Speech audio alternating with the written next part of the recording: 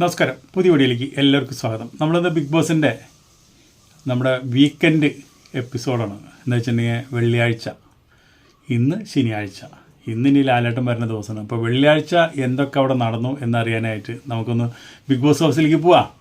അപ്പോൾ അതിനു മുമ്പ് പറയട്ടെ, നിങ്ങളൊക്കെ ഒന്ന് സപ്പോർട്ട് ചെയ്തോളോ. നമ്മൾ ലൈക്കും കമൻറ്റൊന്നും ചോദിക്കാറില്ല, എന്നിരുന്നാലും നിങ്ങളൊക്കെ ഒന്ന് സപ്പോർട്ട് ചെയ്താൽ നന്നായിരിക്കും. ഓക്കെ, നമുക്ക് വീട്ടിലേക്ക് കിടക്കാം. ഇന്നവരെ ബിഗ് ബോസ് ചരിത്രത്തിൽ ആദ്യമായിട്ടാണ് ജയിൽ ടാസ്കിന് ഇത്രയും കഠിനമായുള്ള ഒരു ഇത് കൊടുക്കുന്നത്. എന്താണ് കൊടുത്തത്? മനുഷ്യ ക്ലോക്ക്.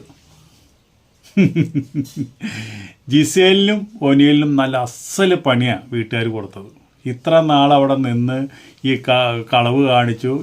അതുപോലെ തന്നെ ഒനിയിൽ പല ആൾക്കാരെയും ചീത്ത പറഞ്ഞു, തെറി പറഞ്ഞു, തന്തയ്ക്ക് പറയുന്നത്, ഇതിനെല്ലാത്തിനും വീട്ടുകാർ കൊടുത്ത ശിക്ഷയാണ്. ബിഗ് ബോസ് അതിനേക്കാളും വലിയ ശിക്ഷയാണ് കൊടുത്തത്. മനുഷ്യ ക്ലോക്ക്. ആദ്യമായി ബിഗ് ബോസിൽ ഇന്നലെ സമയം പറഞ്ഞു. ഇപ്പോൾ സമയം 9 മണി. ഈ ടാസ്ക് കഴിയുന്നതിന് മുമ്പ് 3 പ്രാവശ്യം ഞാൻ നിങ്ങളോട് സമയം ചോദിക്കും. അപ്പം 3 പ്രാവശ്യം എത്ര സമയമായി എന്ന് പറയണം. ഓരോ സെക്കൻഡിലും ഇവരെ കയ്യിലൊരു കമ്പി കൊടുത്തിട്ടുണ്ട്. ആ കമ്പി കൊണ്ട് 1, 2, 3, 4 എന്ന് പറഞ്ഞാൽ അടിക്കണം. അങ്ങനെ 60 സെക്കൻഡ് ആകുമ്പോൾ 1 മിനിറ്റ്. അപ്പോൾ ആ 1 മിനിറ്റ് അവരവിടെ ചോക്ക് കൊണ്ട് എഴുതി വെക്കണം. അങ്ങനെ ആണ് ടാസ്ക്. കഠിനമായുള്ള ടാസ്ക്കാണ്. എന്താണെന്ന് വെച്ചിട്ടുണ്ടെങ്കിൽ ജിസേലിന് ഇപ്പോൾ ശരിക്കും പറഞ്ഞു കഴിഞ്ഞാൽ അവിടെ എല്ലാവരും കൂടിയിട്ട് ക്രൂശിച്ചു കൊണ്ടിരിക്കുക. ജിസേലാന്ന് വെച്ചിട്ടുണ്ടെങ്കിൽ ഒരു ഇത്തിരി കാപ്പിപ്പൊടിക്ക് വേണ്ടി കെഞ്ചുക. ഒരു ഇത്തിരി കാപ്പിപ്പൊടി എടുക്കാനായിട്ട് എവിടെയെങ്കിലും ഒന്ന് ഒളിച്ച് വെക്കും. അത് ഇവർ കണ്ടെത്തും. പക്ഷേ ജിസേൽ കക്കുന്നത് ഒരു മനുഷ്യൻ കാണില്ല. അത്ര വിദഗ്ധമായിട്ട് കക്കും. കക്കാനായിട്ട് വളരെ വിദഗ്ധയാണ്. ക്യാമറേനെ പോലും കണ്ണു വെട്ടിച്ചിട്ട് മൂപ്പതിയാർ ഓരോ സാധനങ്ങൾ കക്കുക. പക്ഷേ ആ കക്കണേൽ മൂപ്പര് മാത്രമല്ല, ജിസേൽ എന്തെങ്കിലും കക്കുണ്ടെങ്കിൽ അവിടെയുള്ള ജിസേലിന് ഇഷ്ടപ്പെട്ട ആൾക്കാരുണ്ട്. അവർ അതിനൊക്കെ നിൽക്കും. എന്നിട്ട് പറയും കട്ടോ കട്ടോ കട്ടോ, ഒന്നുമില്ലെങ്കിൽ അവരെന്നെ അടുത്ത് കൊണ്ടു കൊടുക്കും.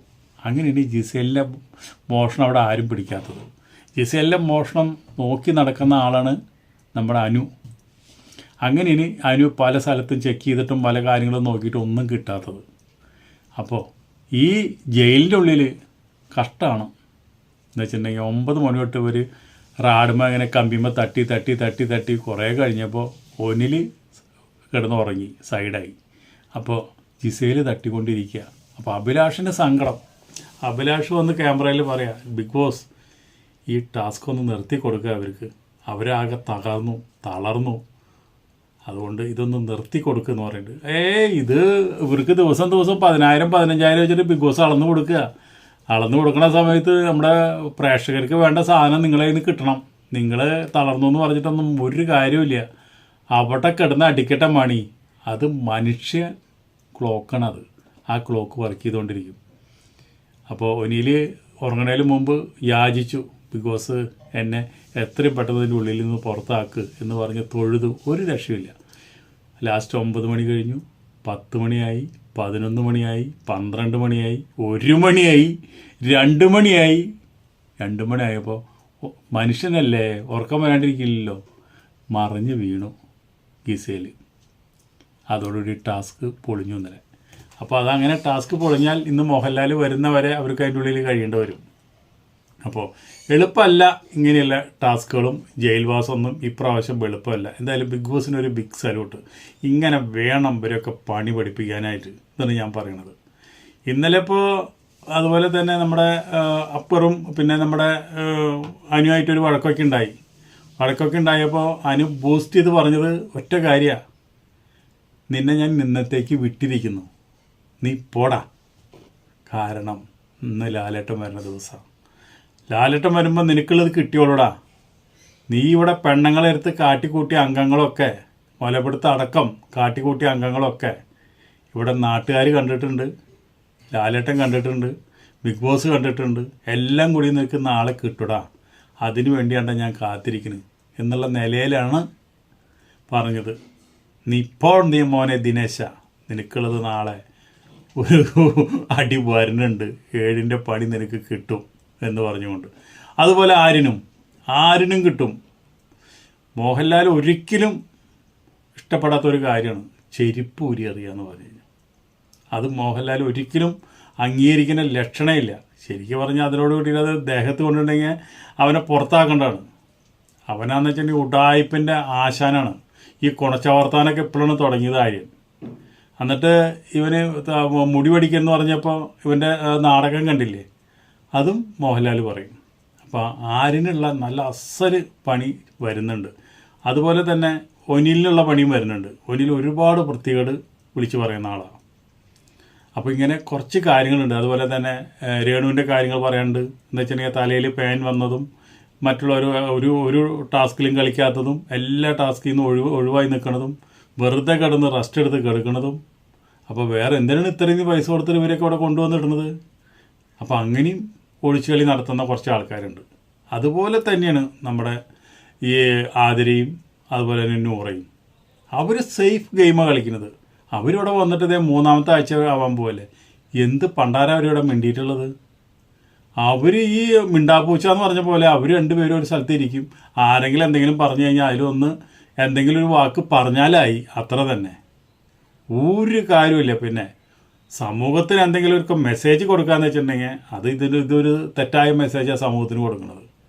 ഇനി സമൂഹത്തിൽ ഞാൻ പറഞ്ഞ പോലെ അവസാന എപ്പിസോഡുകളിൽ ഇവർ കുടുംബക്കാരെ വിളിച്ച് ഇവർ രണ്ടുപേരെ കൈ പിടിച്ച് 2 വീട്ടിലേക്ക് പറഞ്ഞയച്ചാൽ അതിന് വേണ്ടിയിട്ടാണ് ഈ സഹിച്ച് നിൽക്കണമെന്ന് വെച്ചിട്ടുണ്ടെങ്കിൽ ബിഗ് ബോസ് നല്ല കാര്യമാണ്. ബിഗ് ബോസിന് വീണ്ടും പൊൻതൂവൽ തരും ആൾക്കാർ, ജനങ്ങൾ തരും. എന്തായാലും നല്ല വേറെ കോടതിക്ക് പോലും ചെയ്യാൻ പറ്റാത്ത കാര്യം നിങ്ങൾ ചെയ്തല്ലോ എന്ന് പറഞ്ഞിട്ടൊരു ബിഗ് സല്യൂട്ട് തരും. അത് നല്ല കാര്യമാണ്. അതും ബിഗ് ബോസിന് ഇഷ്ടമാണ്.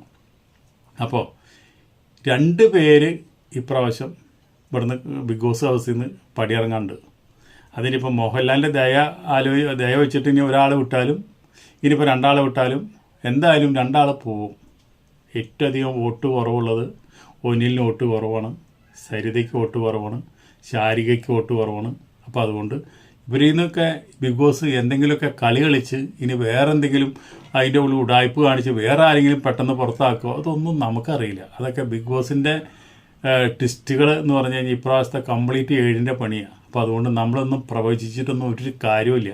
കണ്ടത് മാത്രം സംസാരിക്കാമെന്ന് മാത്രമേ ഉള്ളൂ അതിൽ. അല്ലാണ്ട് ഇന്നത് വരും എന്ന് പ്രവചിക്കാൻ നമുക്ക് പറ്റില്ല.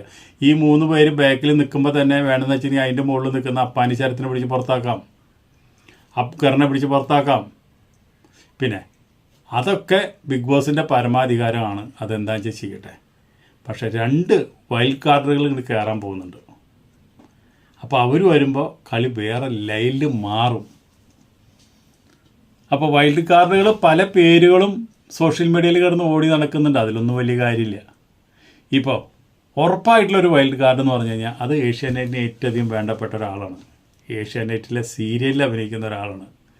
സ്നേഹക്കൂട്ടിൽ എന്ന് പറഞ്ഞ സീരിയലിൽ അഭിനയിക്കുന്ന ശ്രീലക്ഷ്മി എന്ന് പറഞ്ഞുള്ളൊരു ആർട്ടിസ്റ്റാണ് വരാൻ പോണത്. അതുപോലെ തന്നെ കോമഡി രംഗത്തുനിന്ന് ഒരാളും കൂടി ഇങ്ങോട്ട് എത്തിക്കുന്നുണ്ട്. അപ്പോൾ നവീന് കൂട്ടായിക്കോട്ടെ എന്ന് വിചാരിച്ചിട്ട് കോമഡി രംഗത്ത് നിന്ന് എത്തിക്കുന്നത് കോമഡി ദീപക് മോഹൻ എന്ന് പറഞ്ഞിട്ട് എല്ലാവർക്കും അറിയുന്ന ഒരാളാണ്. അദ്ദേഹം വരാൻ പോകുന്നുണ്ട്. ഇപ്പോൾ തൽക്കാലം ഈ 2 വൈൽഡ് കാർഡ് എൻട്രികൾ വരും. ചിലപ്പോൾ അത് മോഹൻലാലിൻ്റെ കയറ്റി വിടാം, അല്ലെങ്കിൽ മോഹൻലാലിൽ കയറ്റി വിടാണ്ട് തന്നെ ഇതിപ്പോൾ തിങ്കളാഴ്ചയോ ചൊവ്വാഴ്ചയോ അവർ കയറാം. ഒരു സസ്പെൻസായിട്ട് അവർ കയറാം. എന്തായാലും അത് കയറും എന്നുള്ള കാര്യത്തിൽ ഉറപ്പാണ്. അപ്പോൾ ഈ ബിഗ് ബോസ് ഇപ്രാവശ്യത്തെ ബിഗ് ബോസ് എന്ന് പറഞ്ഞു കഴിഞ്ഞാൽ നമുക്ക് ടാസ്കിലായാലും മറ്റെല്ലാ കാര്യങ്ങളിലും എപ്പോഴും നമ്മൾ വിചാരിക്കാത്തതിൻ്റെ അപ്പുറമാണ് കാര്യങ്ങളെല്ലാം നടക്കുന്നത്. ഒന്നാമത്തെ കാര്യം, അവർക്ക് ഒരാൾക്കും ഡ്രസ്സ് കൊടുത്തിട്ടില്ല, അവർക്കൊന്നും മേക്കപ്പ് കൊടുത്തിട്ടില്ല.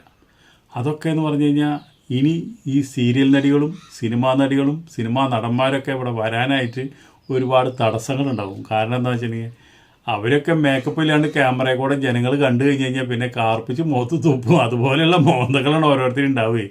അപ്പോൾ അതൊക്കെ മേക്കപ്പ് കൊണ്ട് മറച്ചിട്ടാണ് അവരൊക്കെ നടക്കുന്നത്. അപ്പോൾ ഇവിടെ മേക്കപ്പ് കൊടുക്കില്ല എന്ന് പറഞ്ഞു കഴിഞ്ഞാൽ പണി പാളി. അപ്പോൾ അതുകൊണ്ട് പല ആൾക്കാരും പിന്മാറിയെന്നാണ്. വൈൽഡ് കാർഡായിട്ട് പല ആൾക്കാരും ട്രൈ ചെയ്തു. പക്ഷേ എല്ലാവരും പിന്മാറുക. മേക്കപ്പ് ഇല്ലാണ്ട് അവിടെ ചെന്നിരിക്കാൻ പറ്റില്ല കേട്ടോ. മേക്കപ്പും ഡ്രസ്സും ഇല്ലാണ്ട് ഞങ്ങൾക്ക് അതിൻ്റെ ഉള്ളിൽ ചെന്നിരിക്കുന്ന കാര്യം ചിന്തിക്കാനേ പറ്റില്ല.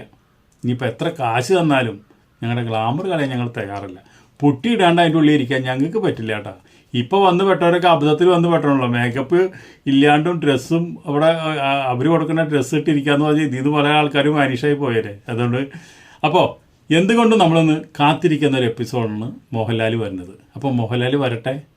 എല്ലാ കാര്യങ്ങളെക്കുറിച്ചിട്ടും വിശദമായിട്ട് മോഹൻലാൽ എല്ലാവരോടും ചോദിച്ച് ചർച്ച ചെയ്യട്ടെ. ഒരുപാട് അടികൾ നടന്നിട്ടുണ്ട്, ചവിട്ട് നടന്നിട്ടുണ്ട്, തന്തയ്ക്കും തള്ളയ്ക്കും വിളി നടന്നിട്ടുണ്ട്, മുലപ്പെടുത്തം നടന്നിട്ടുണ്ട്. ഇനിയിപ്പോൾ നടക്കാത്ത കാര്യങ്ങളൊന്നുമില്ല. അതൊക്കെ അവരവിടെ നടത്തിയിട്ടാണ് അവിടുത്തെ മാന്യന്മാരവിടെ ഇരിക്കുന്നത്. അപ്പോൾ ഈ കുണച്ചവർത്താനം പറയാത്ത ഒരൊറ്റ മനുഷ്യൻ അതിൻ്റെ ഉള്ളിൽ അല്ല എന്നാണ് ഏറ്റവും വലിയ അതിൻ്റെ ഉള്ളിലൊരു ഏറ്റവും വലിയ വിരോധാഭാസം. അപ്പോൾ അതുകൊണ്ട് നമുക്ക് കാത്തിരിക്കാം ഇന്നത്തെ എപ്പിസോഡിനായിട്ട്. ഇന്നത്തെ എപ്പിസോഡ് എന്ന് പറഞ്ഞു കഴിഞ്ഞാൽ അതിപ്പോൾ 9:30 ആവുമൊന്നും വേണ്ട, 9 മണിക്ക് തന്നെ നമുക്ക് കാണാം. ഇതിപ്പോൾ 1.5 മണിക്കൂർ നോൺ സ്റ്റോപ്പ് ടെലികാസ്റ്റാണ്, പിറ്റേ ദിവസത്തേക്കില്ല. അപ്പോൾ അതുകൊണ്ട് 9 മണി തൊട്ട് 10:30 മണി വരെ അതിനുവേണ്ടി നമുക്ക് കാത്തിരിക്കാം. നാളത്തെ റിവ്യൂ ആയിട്ട് നമുക്ക് വീണ്ടും വരാം. അപ്പോൾ പുറത്ത് പോണ ആൾക്കാർ ആരൊക്കെയാണെന്നുള്ളത് ചിലപ്പോൾ ഒരു 5 മണിയാകുമ്പോൾ അറിയാം. മോഹൻലാൽ 10 മണിക്ക് വന്നിട്ട് ഷൂട്ടിംഗ് തുടങ്ങിയിട്ടുണ്ട്. ഇന്ന് വൈകുന്നേരം ടെലികാസ്റ്റ് ചെയ്യുന്ന എപ്പിസോഡ് അതപ്പോൾ തന്നെ എഡിറ്റ് ചെയ്തിട്ട് എയറിൽ വിടുക പതിവ്. അപ്പോൾ ഒരു 5 മണിയാകുമ്പോൾ നമുക്ക് ആരാ അവിടെ നിന്ന് ഔട്ടായി എന്നുള്ളത് നമുക്കറിയാം. ഒരാളറിയാം. രണ്ടാമത്തെ ആളെ പിന്നെ ഞായറാഴ്ചത്തെ എപ്പിസോഡ് ഷൂട്ടിംഗ് തുടങ്ങുക, അത് അർദ്ധരാത്രി വരെ ഷൂട്ടിംഗ് ചിലപ്പോൾ നീണ്ടുപോകും. അത് നമുക്കിപ്പോൾ പറയാൻ പറ്റില്ല. ഓക്കെ, അടുത്ത വീഡിയോയിൽ നമുക്ക് വീണ്ടും കാണാം. അതുവരെ നിങ്ങൾക്ക് എല്ലാവർക്കും നന്ദി, നമസ്കാരം.